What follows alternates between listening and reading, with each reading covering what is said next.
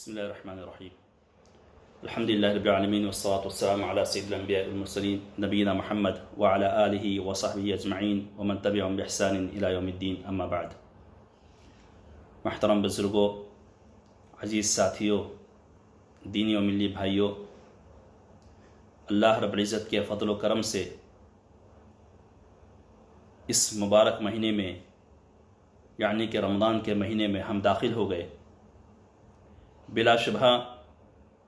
یہ اللہ رب العزت کا بہت بڑا احسان ہے ہم پر کہ اللہ رب العزت نے ہمیں صحت و عافیت کے ساتھ میں رکھا،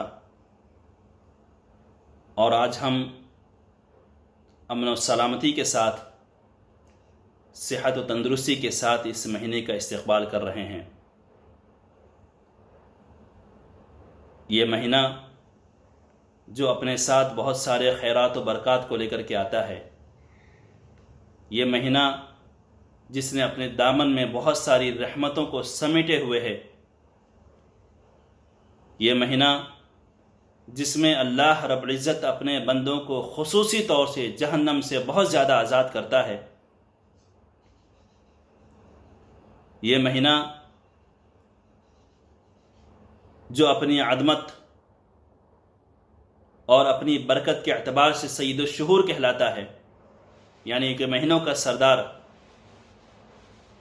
بلا شبہ ایسے مہینے کا پانا یہ بہت بڑی سعادت کی بات ہے، ایسے مہینے کا ملنا یہ بہت بڑی خوش نصیبی کی بات ہے۔ اللہ رب العزت نے ضرور ہمارے ساتھ میں خیر کا ارادہ کیا ہے، بھلائی کا ارادہ کیا ہے کہ اللہ رب العزت نے ہمیں اس مہینے تک پہنچایا۔ ہمارے سلف صالحین اس مہینے کی تڑپ اور جستجو اس قدر ان کے اندر ہوا کرتی تھی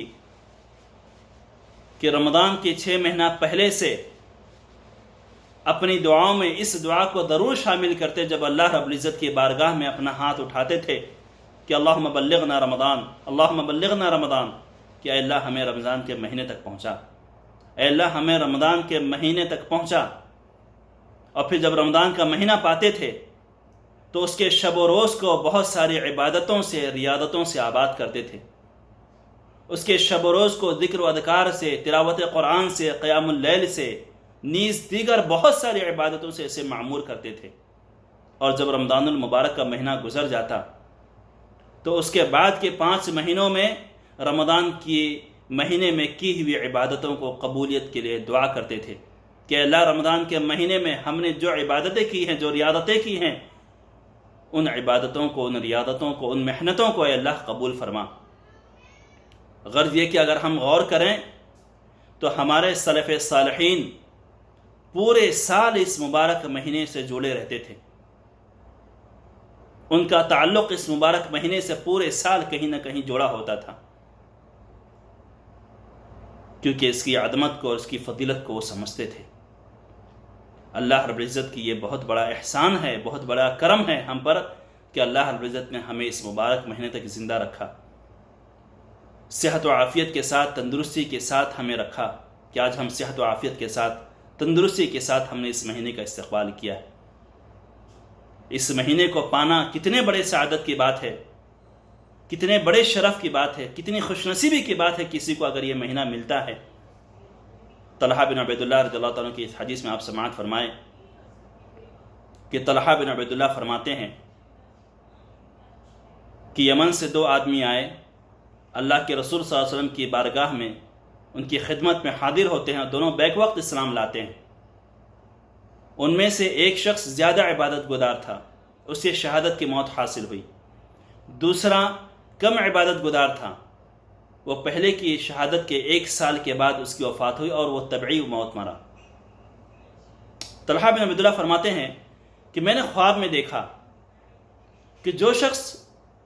1 سال کے بعد جس کا انتقال ہوا، جو کم عبادت گزار تھا، جو طبعی موت مرا، وہ جنت میں پہلے داخل ہو رہا ہے، اس شخص بالمقابل میں جو شہادت جسے شہادت حاصل ہوئی اور جو زیادہ عبادت گزار تھا وہ بعد میں داخل ہو رہا ہے، اور جو بعد میں وفات پایا، طبعی وفات پایا، کم عبادت گزار تھا، وہ جنت میں پہلے داخل ہو رہا ہے۔ کہہ رہے میری آنکھ کھلی، مجھے بڑا تعجب ہوا، میں نے اپنے ساتھیوں سے یہ واقعہ بیان کیا، یہ خواب بیان کیا، انہیں بھی بڑی تعجب ہوا کہ یہ کیسے ممکن ہے۔ چنانچہ اللہ کے رسول صلی اللہ علیہ وسلم کی خدمت میں ہم حاضر ہوئے۔ میں نے سوال کیا اللہ کے رسول صلی اللہ علیہ وسلم سے کہ میں نے ایسا خواب دیکھا ہے، اور یہ ماجرا کیا ہے، یہ قصہ کیا ہے کہ جو شخص زیادہ عبادت گزار ہے اور اسے شہادت کی موت حاصل ہوئی، وہ جنت میں بعد میں داخل ہو رہا ہے، اور جو 1 سال تک زندہ رہا، 1 سال کے بعد اس کی وفات ہوئی، کم عبادت گزار تھا، طبعی موت مرا، وہ جنت میں پہلے داخل ہو رہا ہے۔ ماجرا کیا ہے، یہ کیسے ممکن ہے؟ اللہ کے رسول صلی اللہ علیہ وسلم نے فرمایا کہ الیس ھذا قد مکث بعدہ بسنۃ فصامہ فادرک رمضان فصامہ وصلی کذا وکذا۔ اللہ کے رسول صلی اللہ علیہ وسلم نے فرمایا کہ دوسرا شخص گرچہ اس کی وفات 1 سال کے بعد ہوئی، وہ کم عبادت گزار تھا، طبعی موت مرا، لیکن اس 1 سال کے دوران کیا اسے رمضان کا مہینہ نہیں ملا؟ تو اس نے رمضان کے مہینے کو، اس کے شب و روز کو اپنے عبادتوں سے معمور کیا۔ کیا اس نے 1 سال کے دوران اتنی اور اتنی نمازیں نہیں پڑھی؟ چنانچہ یہ جو فرق ہے، یہ اسی رمضان کے مہینے کے پانے کی بدولت کی 1 سال کے بعد تک وہ زندہ رہا، رمضان کا مہینہ پایا، تو لہذا اب ان دونوں کے درجات میں زمین و آسمان کا فرق ہے۔ یعنی اس کا درجہ اس قدر بلند ہے پہلے کے مقابل میں۔ جو شخص پہلے وفات پایا، زیادہ عبادت گزار تھا، شہادت کی موت اسے حاصل ہوئی، لیکن اس کے باوجود اس کا درجہ کم ہے، اس کا درجہ زیادہ ہے، اور اتنا ہی فرق ہے دونوں کے درجوں میں جتنا زمین و آسمان کے درمیان فرق ہے۔ اس حدیث کو امام ابن ماجہ نے روایت کیا ہے، امام ابن حبان نے بھی اپنی صحیح میں نقل کیا ہے، امام البانی نے یہ بھی اسے صحیح قرار دیا ہے اس حدیث کو۔ چنانچہ آپ غور فرمائیں کہ رمضان کا مہینہ پانا کتنے بڑے سعادت کی بات ہے کہ ایک شخص جو زیادہ عبادت گزار ہے، شہادت کی موت اسے حاصل ہوئی، لیکن اس کے باوجود وہ جنت میں بعد میں داخل ہو رہا ہے، یا اس کا درجہ کم ہو گیا بنسبت اس شخص کے جس نے 1 سال کے بعد تک جو 1 سال کے بعد اس کی وفات ہوئی اور وہ رمضان کا مہینہ پایا۔ تو رمضان کے مہینہ پانے کی وجہ سے اور اس 1 سال کے دوران نماز پڑھنے کی وجہ سے اس کا درجہ کس قدر بلند ہو گیا۔ تو یہ رمضان کا مہینہ پانا کتنی بڑی سعادت اور شرف کی بات ہے۔ آج اللہ رب العزت نے ہمیں یہ موقع عطا کیا ہے، آج اللہ رب العزت نے ہمیں یہ سعادت بخشی ہے۔ یہ ہمارے لیے کتنی خوش نصیبی کی بات ہے کہ ہم رمضان کا مہینہ ہم نے پایا، اور خیر و عافیت کے ساتھ، تندرستی کے ساتھ ہم نے اس مہینے کا استقبال کیا۔ لہذا ہمیں یہ چاہیے کہ ہم اس مبارک مہینے کے ایام کو، اس کے شب و روز کو غنیمت سمجھیں، اس کے ہر دن، ہر رات سے، ہر پل، ہر لمحے سے ہم اس سے فائدہ اٹھائیں۔ ذرا اطراف میں ہم نگاہ اٹھا کر کے دیکھیں کہ آج یہ کورونا وائرس جو پچھلے 3-4 مہینے سے پوری دنیا میں پھیلا ہوا ہے، ہزاروں لاکھوں اموات اس سے ہو چکی ہیں۔ کتنے لوگ آج ہم سے 3-4 مہینے پہلے تک آج زندہ تھے، ہمارے درمیان تھے، لیکن انہیں یہ موقع نصیب نہیں ہوا، انہیں یہ مبارک مہینہ نصیب نہیں ہوا، اور ان کی وفات ہو گئی اور وہ چل بسے۔ اور ان مہینوں سے قبل اپنے آس پڑوس میں نگاہ دوڑائیں، اپنے محلوں میں نگاہ دوڑائیں، اپنے اعزاء و اقارب میں دیکھیں، اپنے دوستوں میں دیکھیں کہ کتنے ایسے تھے جو پچھلے رمضان میں ہمارے ساتھ تھے، اس رمضان میں ہمارے ساتھ نہیں ہیں۔ کتنے ایسے تھے جو چند مہینہ پہلے ہمارے آس پاس میں تھے، لیکن آج وہ ہمارے ساتھ نہیں ہیں۔ آج اللہ رب العزت نے ہمیں یہ توفیق بخشی، ہمیں یہ انعام بخشا اس مبارک مہینے کی شکل میں کہ ہم صحت و عافیت کے ساتھ ہم اس مبارک مہینے میں موجود ہیں۔ اور پھر دوسری بات کہ کون اس بات کی ضمانت لے سکتا ہے، کون اس بات کی یہ گارنٹی لے سکتا ہے کہ اس سال کا یہ مہینہ اسے حاصل ہوا، اگلے سال بھی اسے یہ مہینہ دوبارہ ملے گا۔ یہ مبارک ایام، یہ بابرکت مہینہ، یہ بہترین شب و روز، یہ قیمتی لمحات آج اسے نصیب ہوئے ہیں۔ کون اس بات کا حتماً یہ کہہ سکتا ہے کہ اسے آنے والا بھی، اگلے سال کا بھی مہینہ، یہ مبارک مہینہ، یہ قیمتی لمحات اسے دوبارہ نصیب ہوگا؟ موت کا تو ایک وقت متعین ہے، لیکن کب آ جائے، کہاں آ جائے، نہیں کوئی شخص جانتا۔ وما تدری نفس ماذا تکسب غدا وما تدری نفس بأی ارض تموت، کوئی شخص نہیں جانتا کہ وہ کب اور کہاں اور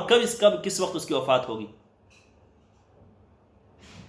اگلا مہینہ، اگلا رمضان ہمیں ملتا بھی ہے کہ نہیں ملتا، لہذا ہمیں یہ چاہیے کہ آج یہ قیمتی لمحات ہمیں ملے ہیں، بالخصوص لاک ڈاؤن کی اس صورتحال میں، چونکہ سابقہ ایام میں، سابقہ رمضان میں ایسا ہوتا تھا کہ ہم اپنے کام میں بھی مصروف ہوتے تھے، تجارتیں بھی چلتی تھی، کاروبار بھی چلتا تھا، رمضان کے ایام بھی گزرتے تھے، عبادتیں بھی ہوتی تھی، کاروبار بھی ہوتا تھا، لیکن اس مرتبہ تو ایسا ہے کہ ہم اپنے گھروں میں محصور ہیں، اپنے گھروں میں ہم مقید ہیں،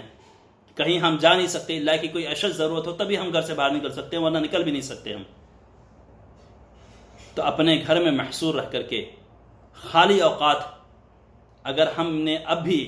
رمضان کے ان لمحات کو عبادت سے معمور نہیں کیا تو کب کریں گے؟ اگر ہم نے اس ایام میں، ان ایام میں،